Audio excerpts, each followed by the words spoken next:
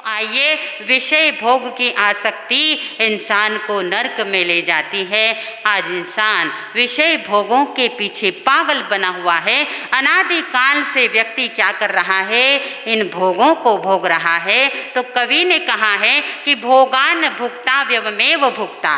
भोग इंसान को नहीं भोगते हैं, आप भोगों को नहीं भोगते हो, भोग ही आपको भोग करके क्या हो जाता है? चला जाता है। और एक बार जब व्यक्ति को भोग पकड़ लेता है तो योग की ओर उसका ध्यान नहीं जाता है। महावीर कहते हैं कि भोग के फिर दो मार्ग हमारे सामने, एक भोग का और दूसरा योग का। कहते हैं कि करे योग तो सारे जन्मों के मिट जाते हैं रोग। ये योग का पठन किसने किया था? सबसे पहले हमारे परमात्मा ऋषभ देव ने योग प्रारंभ किया, उसके बाद अनेक तीर्थंकरों ने चलाया, फिर भगवान महावीर ने भी इसको चलाया और उसके बाद में भगवान महावीर स्वामी ने 12.5 वर्ष तक साधना करके इस योग को कायम रखा। और साथ ही साथ विपश्चैना भी जिसे कहा जाता है, बहुत से हिंदू धर्म के अंदर विपश्चैना होती है, उसका दूसरा अर्थ होता है अपने आप को एक जगह पर केंद्रित करके आपको क्या करना होगा? ध्यान करना होगा। मान लीजिए आप गाड़ी चला रहे हैं, आपका ध्यान कहाँ होना चाहिए?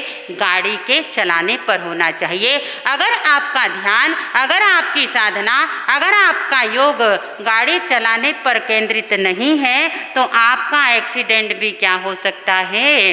हो सकता है।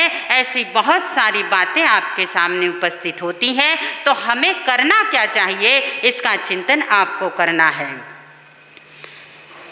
भोगों की सामग्री के लिए व्यक्ति अनादिकाल से भोगों को प्राप्त करने के लिए आतुर बना रहता है, और भोग की सामग्री मिल जाती है तो व्यक्ति प्रसन्न हो जाता है, अगर नहीं मिलती है तो अप्रसन्न हो जाता है। जब भोगों का कार्य पूर्ण नहीं होता है तो व्यक्ति आर्द्र ध्यान और रौद्र ध्यान करता है, और यही आर्द्र ध्यान और रौद्र ध्यान व्यक्ति को कहाँ ले जाता है?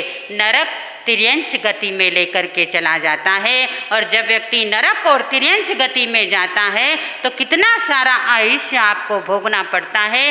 कहते हैं कि नरक गति का आयुष्य कम से कम 10,000 वर्ष का है और उत्कृष्ट 33 सागरोपम का होता है। तो हमें चिंतन करना है कि हमें नरक में जाना है या स्वर्ग में। मैं तो भगवान से यही निवेदन करती हूँ कि अगर तुम्हारा आशीर्वाद मुझ पर है तो हमें न तो नरक चाहिए, न हमें स्वर्ग चाहिए, हमें कहाँ जाना है? सीधा मोक्ष के द्वार पर चले जाना है। आत्मा अनंत कर्मों को नष्ट जब करती है तो कहाँ चली जाती है? मोक्ष की ओर प्रयाण कर जाती है।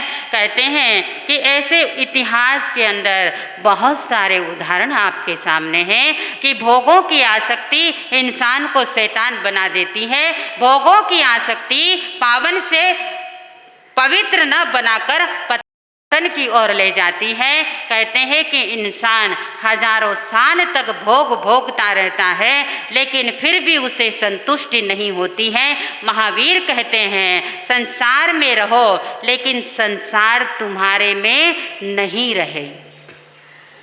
तुम संसार में रहो लेकिन संसार तुम्हारे में नहीं रहे।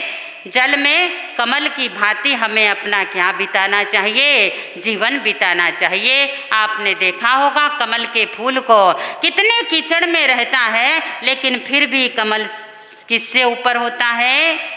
कीचड़ में खिलता है कमल लेकिन कीचड़ से इतना ऊपर रहता है। कैसा जीवन है कमल का?